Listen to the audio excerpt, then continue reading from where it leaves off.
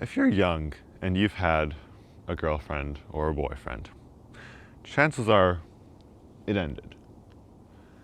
Now, the reasons for that have been pointed out by many over time, but I may as well say it again.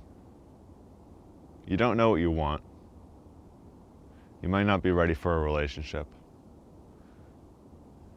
And frankly,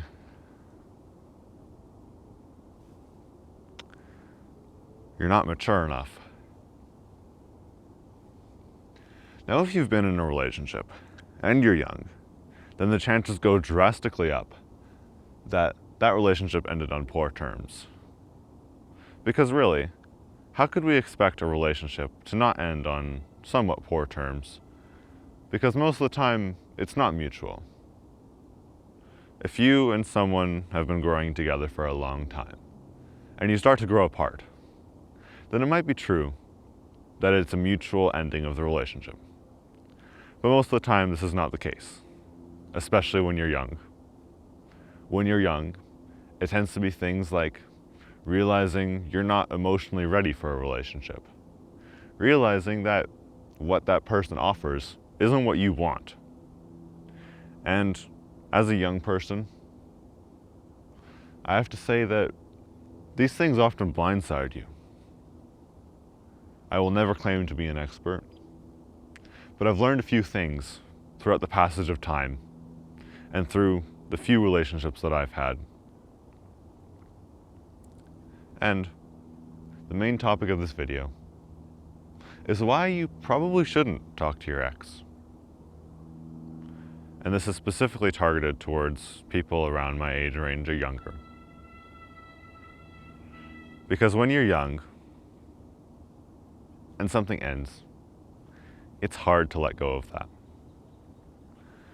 You're more emotionally vulnerable when you're young because you don't realize the pain that could come from a relationship ending. And so you open up, perhaps multiple times. Perhaps it's an ongoing habit, time after time. But what you have to understand is that in this, you are an island. And what I mean by that is, when you communicate with someone, you can tell them the truth. But it's very unlikely that they'll be able to interpret it how you meant it. And even if they can, the chances of them understanding are very low. And I think we know this instinctually. Some of us, when a relationship ends, we try our best to fix it, even though it's not really possible, even though it's doomed. But even if you don't try this, that mindset can stick around. Because when it ends, you feel hurt. You feel pain.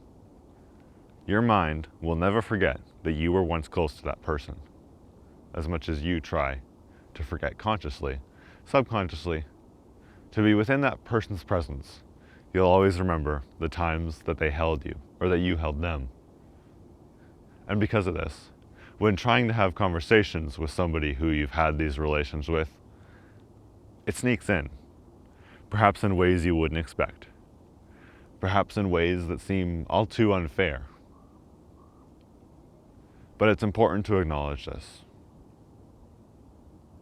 You know, they say the best relationships are formed from friendships. But there's a reason that people are wary in that. It's not that you're friends with someone for 2 years and suddenly decide that that means you should enter a relationship. No. It's a much harder decision than that, or at least it should be, to maintain both you and the person's mental health. So as far as that goes, it's important, so very important, that you be wary and that you listen to the idea that sometimes you cannot fix it. Sometimes you have to move on. Once the chance of a romantic relationship with someone is spent, oftentimes there's no way to rebuild a friendship from that. Because even if you consciously want that, there are two issues with this. One is that sometimes the reason you want this is because you're still in love with that person, or infatuated, as is more often the case. Alternatively, it can be unhealthy because you can't forget. You will always have that in your mind, and it will stop you from moving on. And it's important to fully move on. Now, that could take months, or even years if you're unlucky. But be the case as it may, that process will be harder, if not impossible, if this person stays a part of your life, actively, as a friend. And so, if you ever hope to find what you found in that person again, or to find something better, then it is critical that you do not remain friends with that person. And as much as I'm making a generalization here, where sometimes it may work out, I feel this is one of the few cases where the benefits of making a generalization far outweigh the drawbacks. Because even if there is a situation where you and someone could be friends, those cases are far and few between, and they require a maturity that most of us do not have. So as I stand here, reflecting on the past of my relationships, I understand that it was for the best that she exited my life. It was for the best that I haven't spoken to her since. And though in many ways that event was traumatic, partially due to how I thought of it, it was for the better that I no longer speak to her. There are a few school of thoughts on as to why you shouldn't speak to your ex. One of the main ones that I've heard in Christian circles is that you are not faithful to your new partner if you still know your old partner. I'm not sure how I feel about this specifically, but it's something to consider before you try to stick around, before you try to do things that your mind can't do. After all, we are only human. And as much as we try to think ourselves out of things, sometimes that just won't cut it. Sometimes our minds remember the past in a way that is stark, crystal clear, and that prevents certain things from being the case.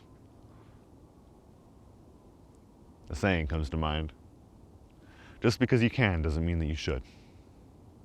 And I think this is the case here. Because even though in some cases, perhaps you could find a friendship with your ex, more than likely, this will only hold you back. It'll stop you from moving on. And you'll feel this constant reminder whenever you see the person. And perhaps one day, this could go away. But I fear that that is rare, far and few between. So I hope you found this video useful. Thank you for your time.